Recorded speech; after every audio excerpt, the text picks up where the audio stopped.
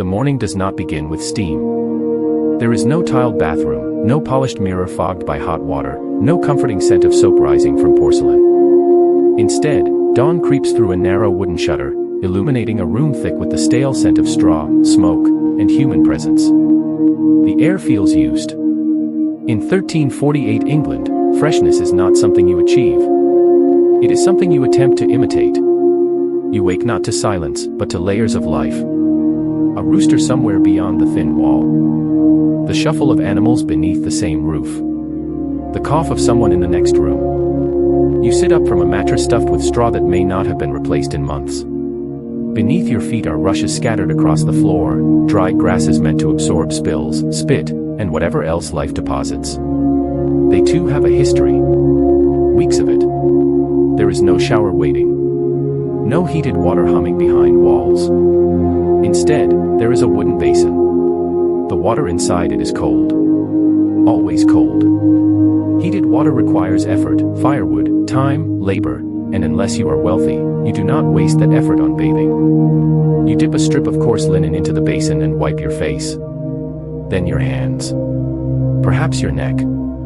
That is the extent of today's relationship with water. And in this world, that restraint is not laziness. It is survival. The shadow of the Black Death hangs over everything. In 1348, plague is not theory. It is memory. It is terror still whispered about in markets and churches. Medical authorities warn that heat opens the pores.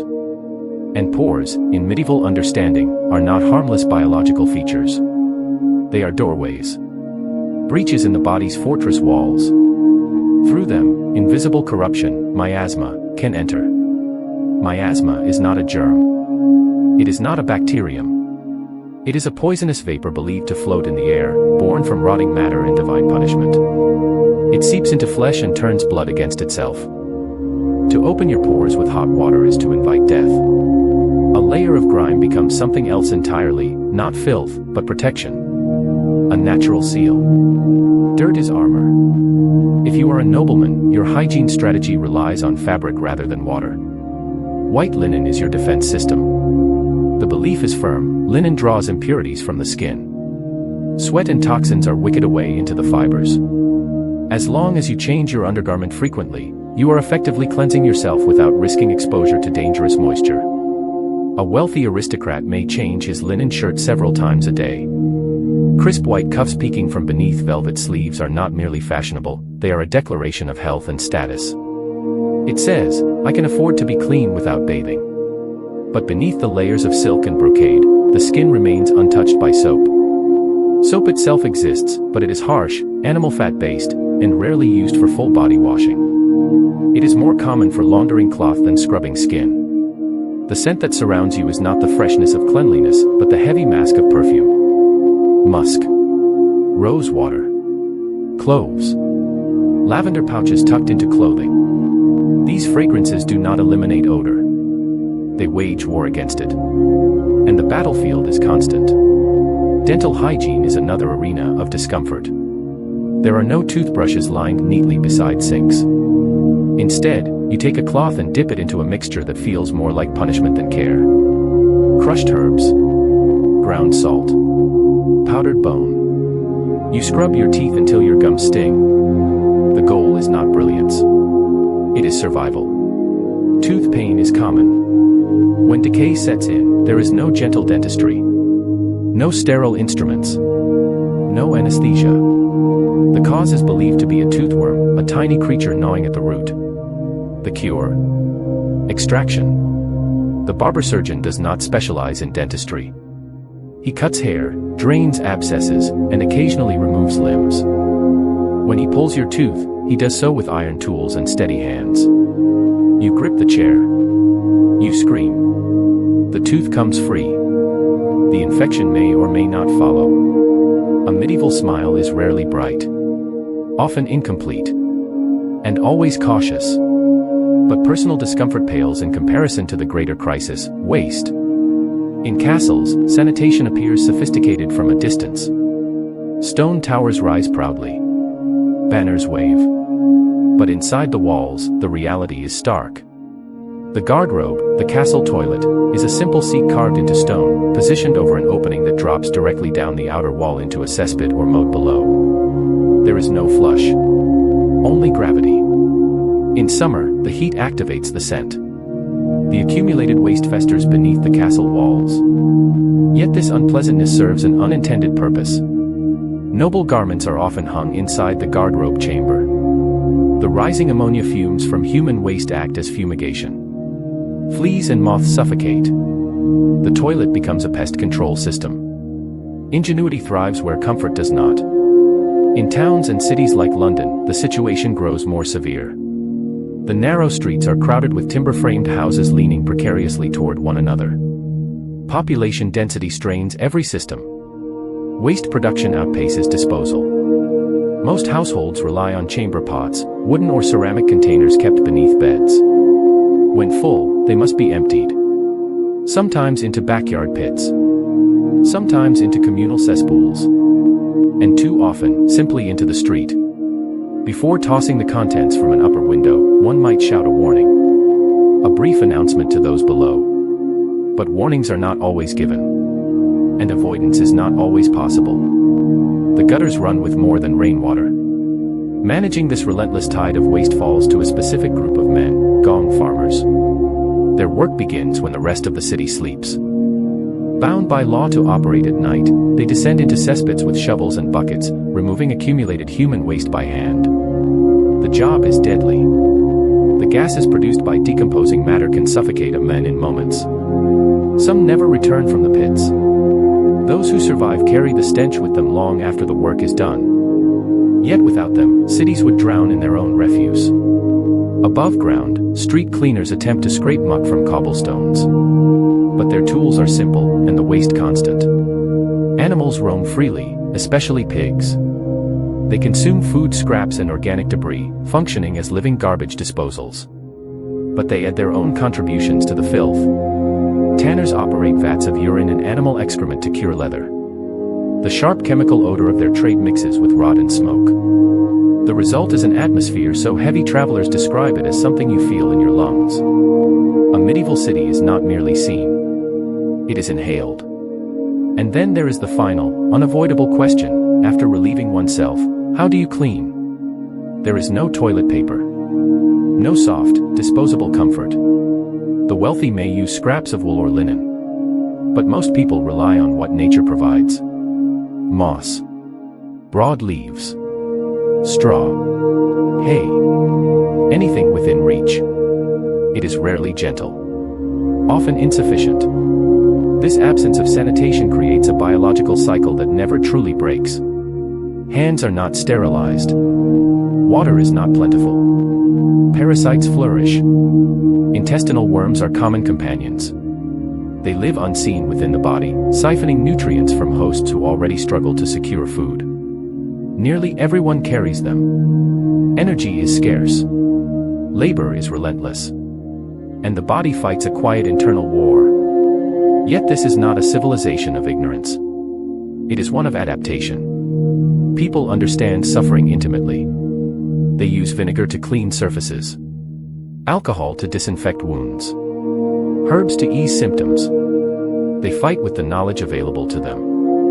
Their immune systems are forged in constant exposure.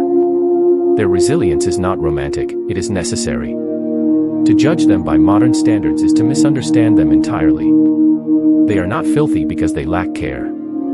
They are constrained by the limits of their time. Technology, infrastructure, and scientific understanding have not yet converged to create the hygiene we take for granted. And so they endure. In a world without showers, without plumbing, without toilet paper, survival itself becomes the ultimate measure of dignity. Cleanliness is not a daily habit. It is a luxury. One purchased with labor, risk, and belief. And every morning, as the cold water touches your face in that wooden basin, you begin again. Step fully into the streets of 14th century London, and the assault on the senses intensifies. The lanes are narrow enough that neighbors can shake hands from opposite windows. Timber frames lean overhead like exhausted shoulders, blocking much of the sunlight. Even at midday, parts of the city remain in shadow. It is damp. It is crowded. And it is alive in ways that are not entirely human. Movement is constant. Merchants shout. Apprentices run errands. Horses strain against carts heavy with grain or stone. Chickens dart between boots. Dogs sniff at scraps. Pigs root in refuse. The street is not just a path. It is marketplace, landfill, sewer, and stable combined into one continuous corridor of necessity. Underfoot, the cobblestones are uneven and slick. Layers of mud mix with straw, manure, spilled ale, blood from butcher stalls, and the daily offerings from chamber pots above. In dry weather, this mixture hardens into a crust that cracks beneath wagon wheels. In rain, it liquefies into a brown current that flows toward the Thames. The Thames itself is both lifeline and dumping ground. It provides fish, transport, and trade. It also absorbs sewage, slaughterhouse waste, and the runoff of thousands of lives. Water drawn from it may carry more than refreshment. Yet it is used anyway. There are few alternatives. Disease in this world does not appear as an unexpected interruption. It is a background condition of existence. Fevers come and go. Children cough through winters thick with smoke from hearth fires. Infections fester from small cuts acquired during labor. A simple splinter can escalate into something life-threatening. Without antibiotics, the body either triumphs or fails on its own. Parasites are perhaps the most common companions. Roundworms, tapeworms, lice, fleas, they form a hidden ecosystem intertwined with humanity. Lice nest in hair and seams of clothing. Fleas jump from animals to humans and back again. Bedbugs inhabit straw mattresses. These infestations are not signs of neglect. They are near universal. Combating them is a ritual of persistence. Clothing is beaten and aired when possible. Hair is combed meticulously. Vinegar is used in attempts to cleanse. Herbal mixtures are applied to repel insects. Yet victory is temporary. The cycle resumes within days. Inside homes, smoke from central hearth fires curls upward, blackening beams and ceiling. Chimneys exist in wealthier structures, but in many dwellings smoke escapes imperfectly through vents or windows. Eyes sting. Lungs adapt. Over time, a persistent cough becomes normal. Food preparation follows similar patterns of endurance. Meat is heavily salted to preserve it. Vegetables are seasonal and limited. Fresh produce in winter is scarce. Bread forms the foundation of most diets. Ale is safer to drink than water because the brewing process kills many contaminants. Even children consume small beer, a weaker form of ale, as daily hydration. Nutrition is inconsistent. A good harvest brings relative comfort. A failed one brings hunger that weakens immune systems already taxed by parasites and infection. Yet within this relentless biological pressure, communities develop routines of survival. Herbal knowledge passes from generation to generation. Garlic, sage, rosemary, thyme, not just culinary ingredients but medicinal tools. Poultices are applied to wounds. Honey is used for its antibacterial properties. Wine cleanses injuries when available. Women in households act as primary caregivers, combining inherited wisdom with observation. Midwives play a central role in childbirth, one of the most dangerous events in a woman's life. Infant mortality is heartbreakingly common. To survive childhood is an achievement in itself. To reach adulthood is a badge of endurance. And yet, despite the hardship, life is not defined solely by suffering. Markets are vibrant. Festivals erupt with music and laughter. Church bells mark time and provide rhythm to daily existence. Even in filth, people decorate homes with woven tapestries, carve wooden furniture, embroider garments. Beauty persists. Hygiene, within this context, becomes symbolic as much as practical. Washing hands before meals may not eliminate bacteria as we understand it, but it represents intention. Order within chaos. Care within limitation. Public bathhouses do exist in some cities, remnants of Roman influence. But after waves of plague, suspicion grows. Warm communal water seems dangerous. Nudity invites moral scrutiny. Gradually, many bathhouses decline or close, reinforcing the fear that immersion invites disease. The body, therefore, is maintained cautiously. Too much washing weakens it.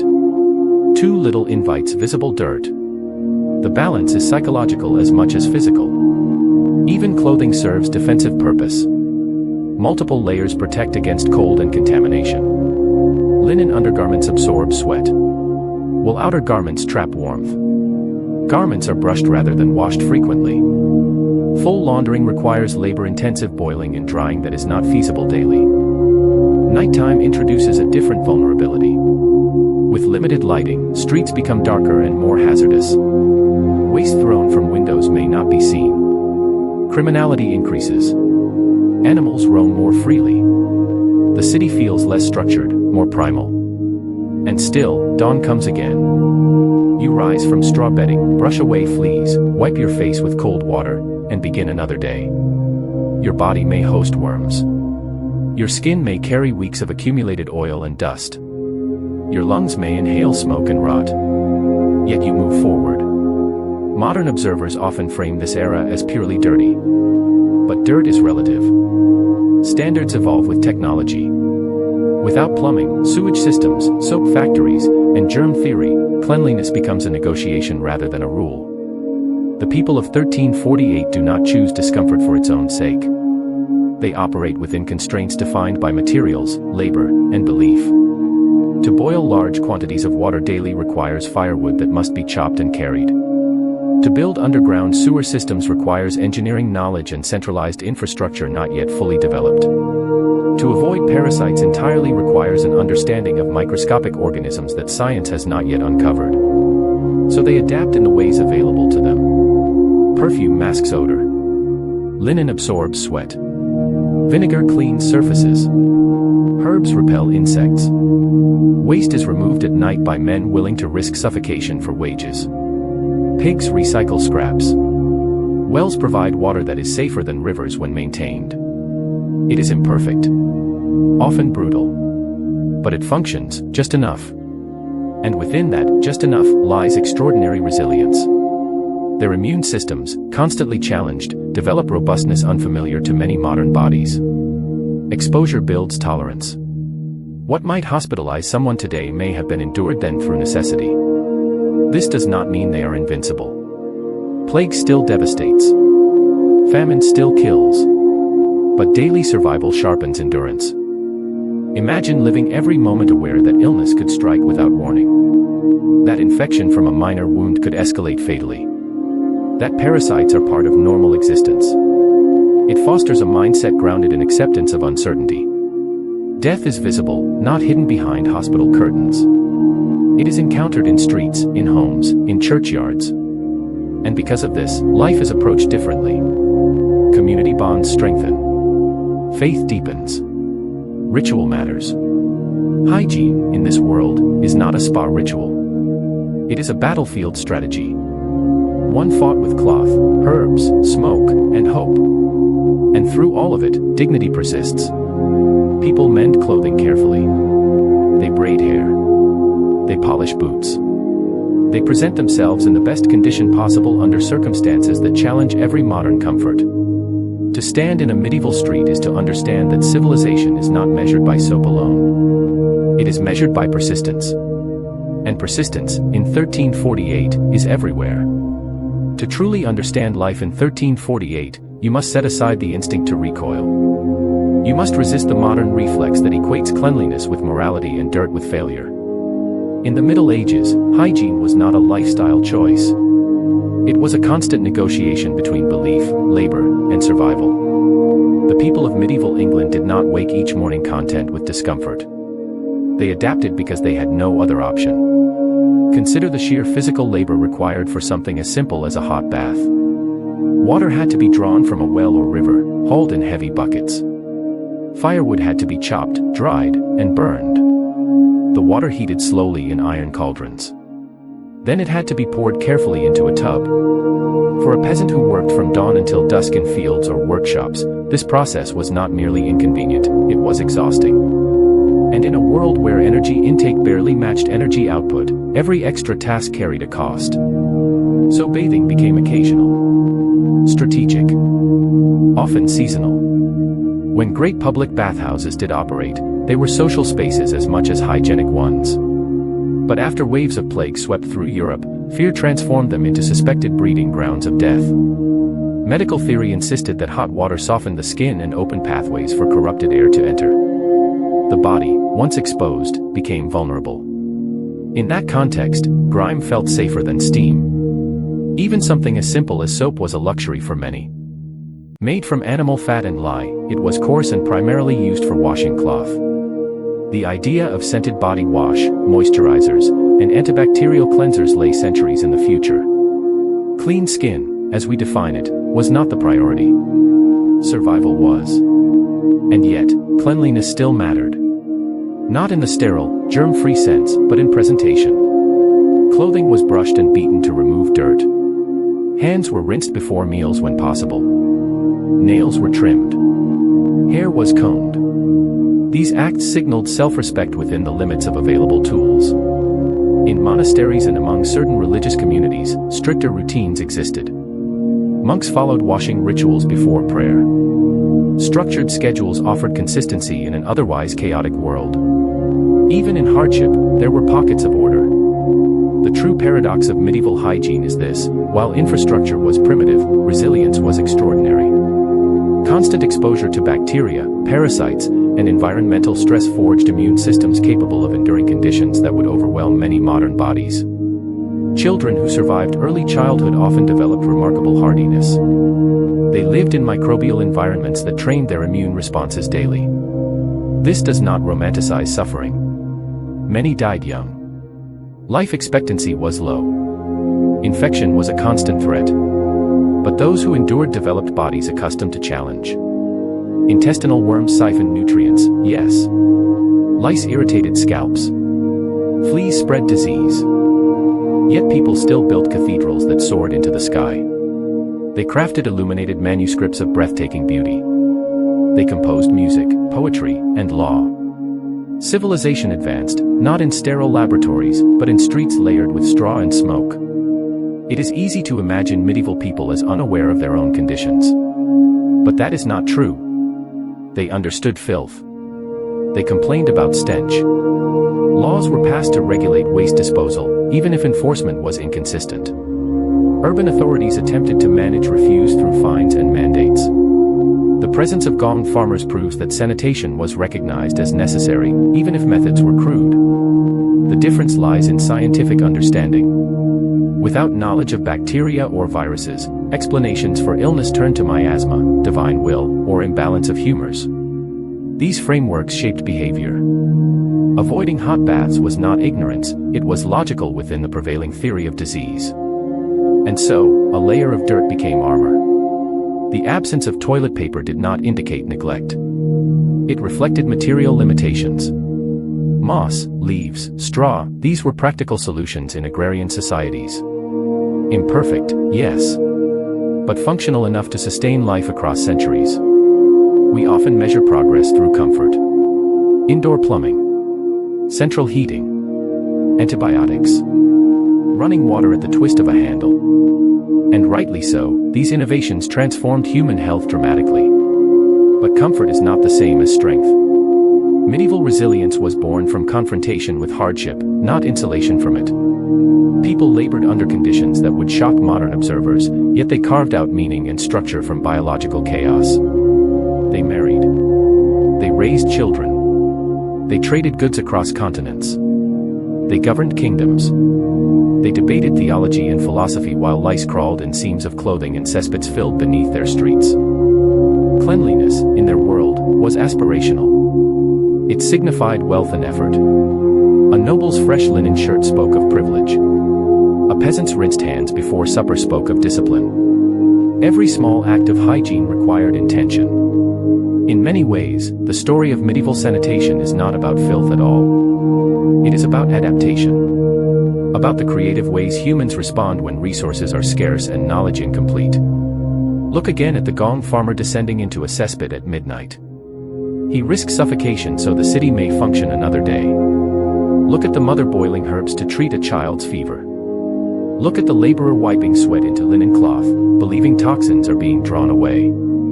These are not images of laziness. They are scenes of relentless effort. The Middle Ages were not an age without dignity. They were an age where dignity demanded endurance. Imagine the courage it required to live daily without antibiotics, to survive childbirth without anesthesia, to face tooth extraction without pain relief, to walk streets where disease lingered invisibly. And yet people did not stop living. They laughed in taverns. They sang in fields. They knelt in cathedrals whose stained glass filtered light into colors more radiant than any modern LED. Behind the grime was humanity. Behind the smell, ambition. Behind the absence of showers, a civilization pressing forward. When we look back at 1348, we should not only see the moss used in place of paper or the chamber pots emptied into streets. We should see the technological limits of the era, and the extraordinary resilience that filled the gaps. Their battle for cleanliness was a battle against entropy itself. Against decay, rot, and the invisible forces of disease. They fought with linen, herbs, vinegar, and sheer will. And in doing so, they laid the groundwork for the sanitation revolutions that would come centuries later. Sewer systems. Germ theory. Modern medicine. These innovations did not emerge in a vacuum. They were born from centuries of struggle with waste, parasites, and plague. The people of the Middle Ages did not fail hygiene. They endured without it. And perhaps that is the most remarkable detail of all. In a world with no showers, no toilet paper, and no concept of bacteria, they built society anyway. They maintained identity, faith, and order amid biological uncertainty. Cleanliness was the ultimate luxury, not because they didn't care, but because achieving it required resources beyond their reach. So the next time we turn a faucet and warm water flows instantly, or reach for a roll of paper without thought, we are not just enjoying convenience.